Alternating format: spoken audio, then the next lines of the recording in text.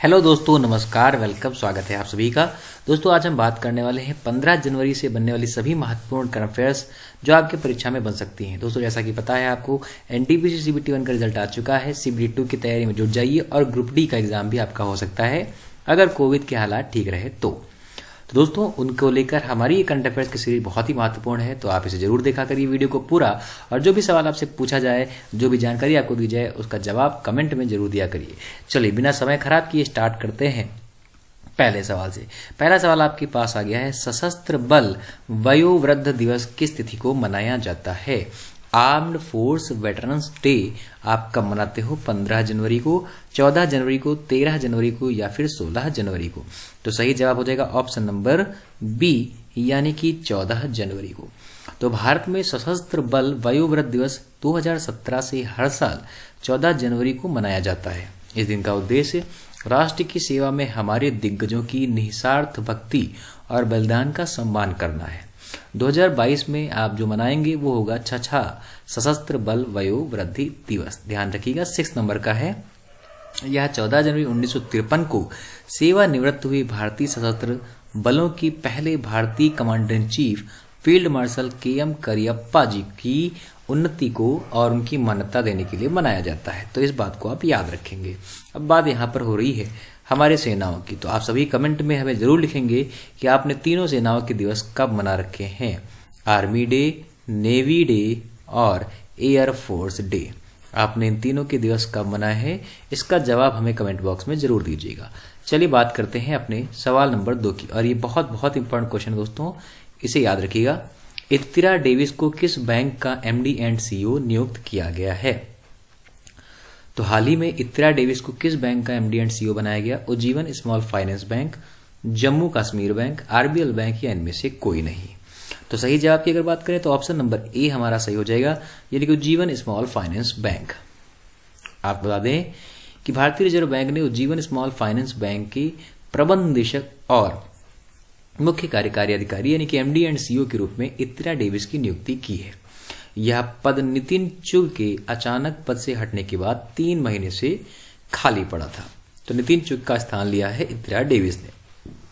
अब बात करते हैं उज्जीवन स्मॉल फाइनेंस बैंक की। तो इसका हेडक्वार्टर पड़ता है बेंगलुरु में। इसके संस्थापक हैं समित घोष और इसकी स्थापना 1 फरवरी 2017 को की गई थी। तो ये जानकारी भी आपको याद रखनी है। अब बात करते हैं सवाल नंबर 3 की। तो 3 जनवरी 2022 में शिक्षा राज्य मंत्री द्वारा शुरू किए गए स्वच्छ विद्यालय पुरस्कार 2021-22 श्रेणी के तहत कितने स्कूलों को सम्मानित किया जाएगा? तो स्वच्छ भारत स्वच्छ विद्यालय पुरस्कार के तहत कितने स्कूल को नॉमिनेट किया गया है? 50, 25, 30 या फिर 40? तो सही जवाब हो जाएगा आंसर नंबर डी, यानी कि 40। तो इसे भी याद रखिएगा।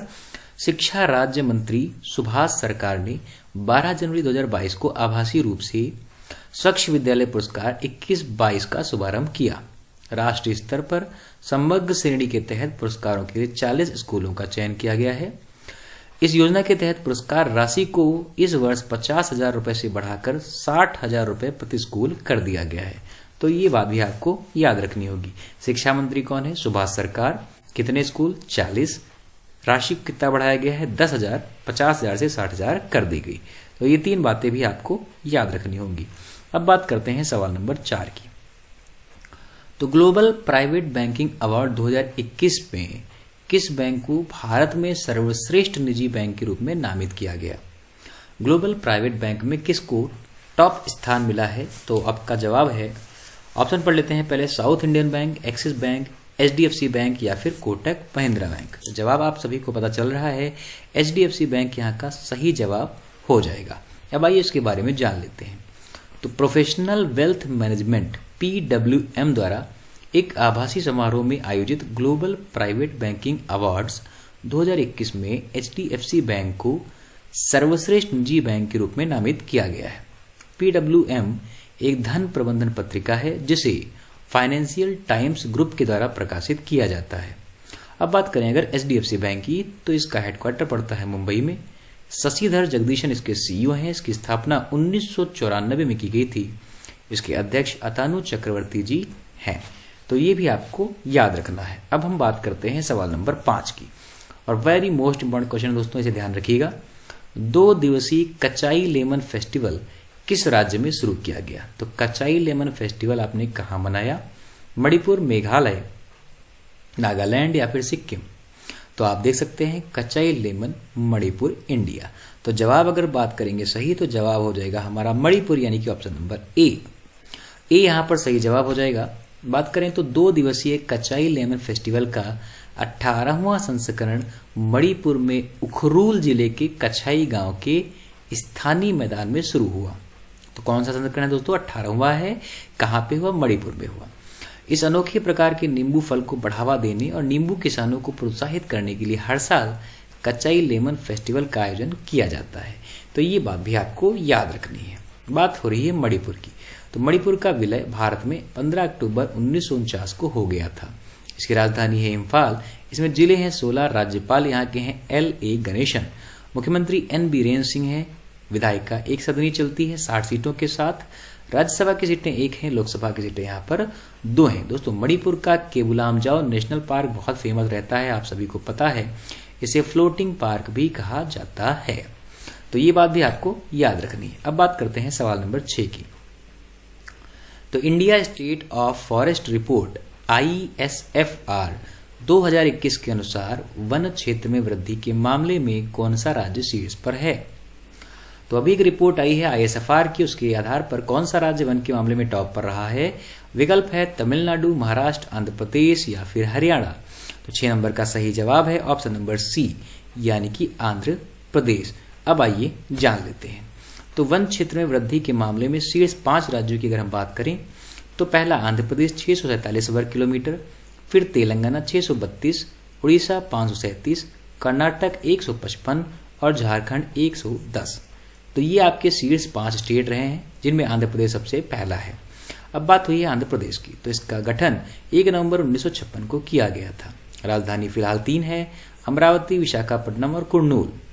आंध्र प्रदेश के मुख्यमंत्री हैं YS Jaganmohan Reddy, YSR Congress party से।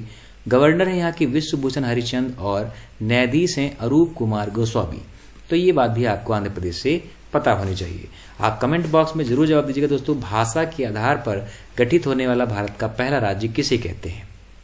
लैंग्वेज के बेस पर कौन सा नया राज्य पृथक किया गया था? चलिए अब बात करते हैं सवाल नंबर 7 की। तो PM मोदी ने जनवरी 2022 में तमिलनाडु में कितने नए सरकारी मेडिकल कॉलेजों का उद्घाटन किया?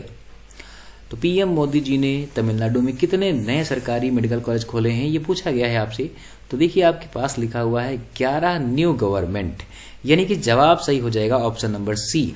तो यहाँ पर 11 मेडिकल कॉलेज को खोला गया है।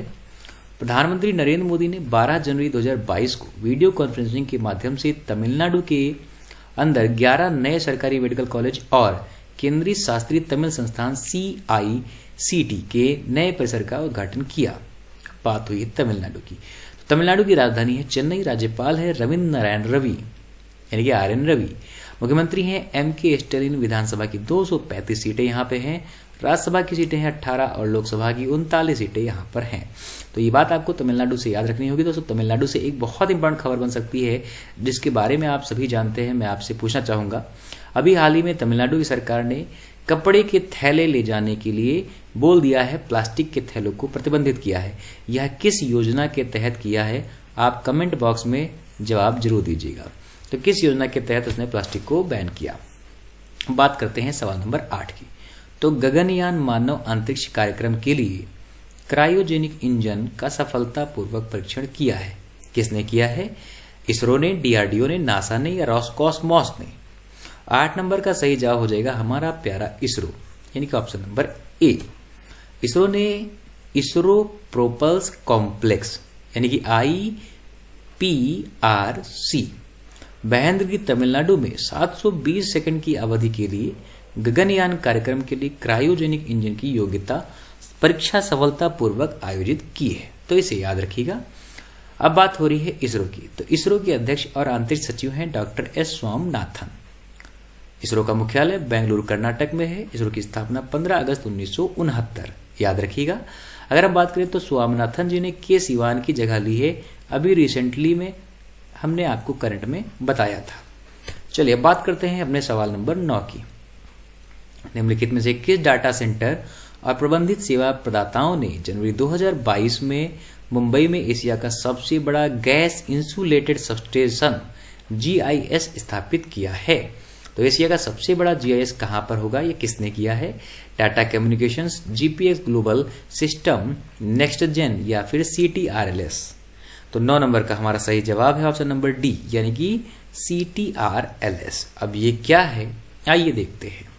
तो डाटा सेंटर और प्रबंधित सेवा प्रदाता CTRLS यानी कि कंट्रोल S ने मुंबई में एशिया का सबसे बड़ा गैस इंसुलेटेड सबस्टेशन GIS स्थापित किया है। यह वर्तमान में 300 मेगावाट से लैस है और इसे 700 मेगावाट तक बढ़ाया जा सकता है।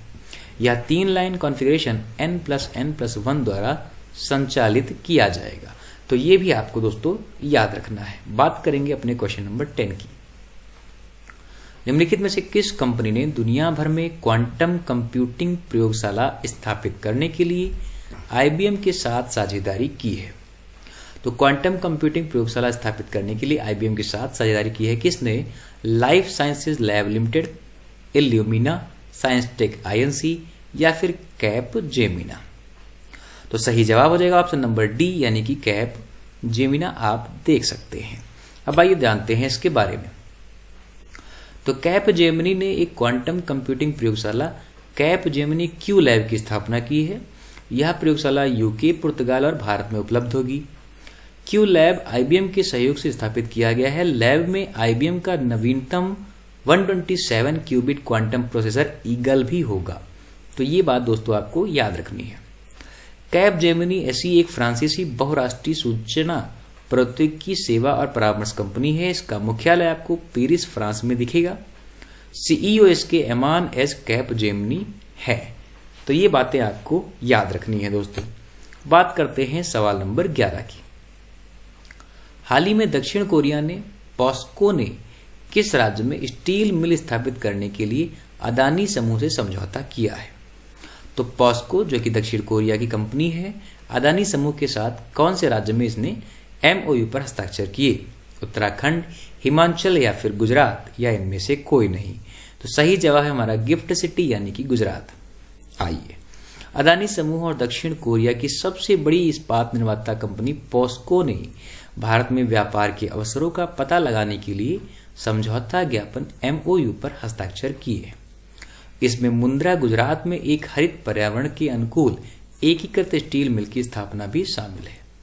अब बात हो रही है यहाँ पर अदानी समूह की। तो अदानी समूह का हेडक्वार्टर पड़ता है अहमदाबाद में। इसके संस्थापक हैं गौतम अदानी और इसकी स्थापना हुई थी 1988 में। इस बात को भी आप याद रखिएगा दोस्तों। आप सभी को कमेंट बॉक्स में जवाब जरूर देना है कि अहमदाबाद का नाम बदलकर क्या रखा गया है। बात करेंगे अपने अंतिम प्रश्न की। तो प्रधानमंत्री नरेंद्र मोदी ने निम्नलिखित में से किस केंद्र शासित प्रदेश में एक MSME प्रौद्योगिकी केंद्र का उद्घाटन किया है? ऑप्शन है जम्मू कश्मीर, पांडिचेरी, लक्षद्वीप या फिर दिल्ली। तो सही जवाब हो जाएगा हमारा पांडिचेरी, यानी कि ऑप्शन नंबर बी। अब आइए इसके बारे में थोड़ा सा जान लेते हैं। तो पांडिचेरी में 25वें राष्ट्रीय युवा महोत्सव जो कि 12-13 जनवरी को आपको दिखाई पड़ा, उद्घाटन समारोह के दौरान केंद्र का उद्घाटन किया गया।